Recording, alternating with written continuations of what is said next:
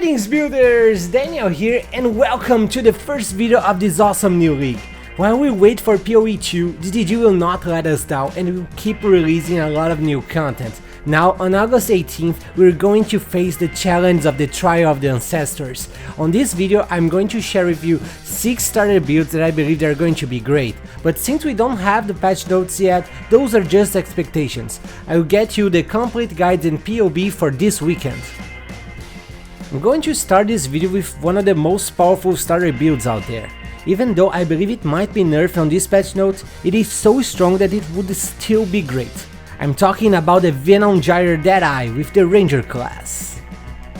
Venom Gyre is a very interesting skill which fires a projectile that hits enemies and returns to you, piercing and dealing damage to everything on its path.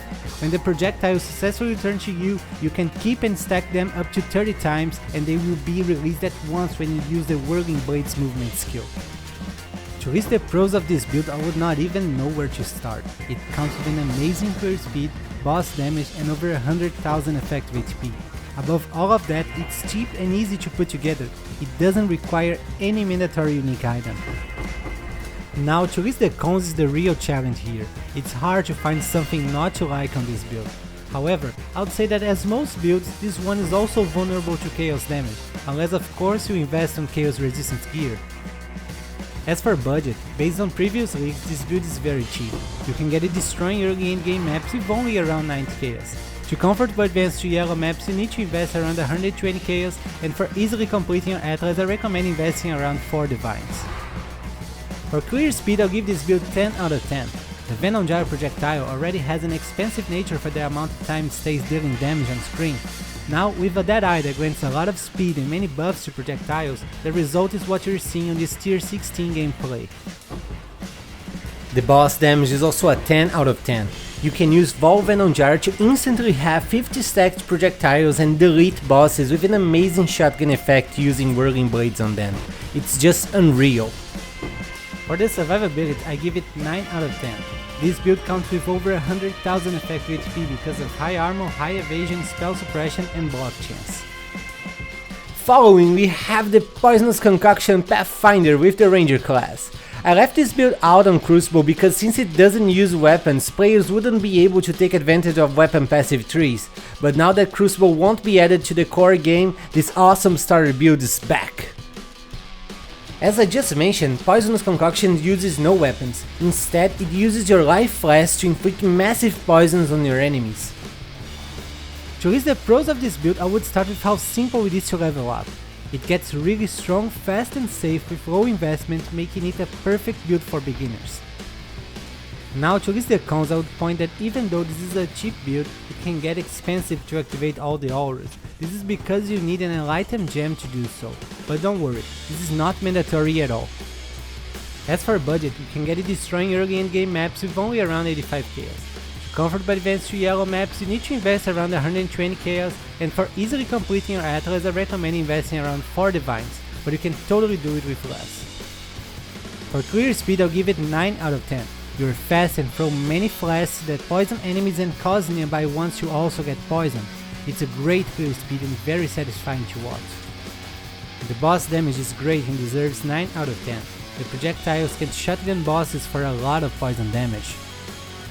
For the survivability I'll give it 9 out of 10. This build comes with many defensive layers such as high armor, high evasion, spell suppression and 50% chance to block attacks and spells. All of that grant this build over 100,000 effective HP. Finally, we have a starter build for the tanky boys. I'm talking about the Boneshatter Juggernaut with the Marauder class. This build is perfect for the melee enthusiasts out there. Boneshatter hits enemies so hard that it hurts your own character, accumulating trauma stacks.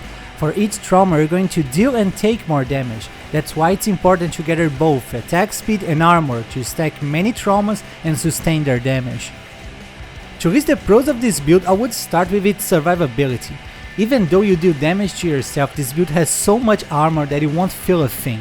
Now because of that you might think that this build had to sacrifice speed or boss damage, but no, it is still super fast and can kill guardians in just a few seconds. Now to list the cons, the first thing that comes to my mind is that you need to keep an eye on your accuracy. This is because we use the Keystone Precise technique that grants 40% more damage if your accuracy is bigger than your life. As for budget, this build is cheap. You can get it destroying early endgame maps with only around 60 chaos. To comfortably advance to yellow maps, I recommend investing around 120 chaos, and for easily completing our Atlas, I recommend investing around 4 divines. For clear speed, I'll give it 9 out of 10.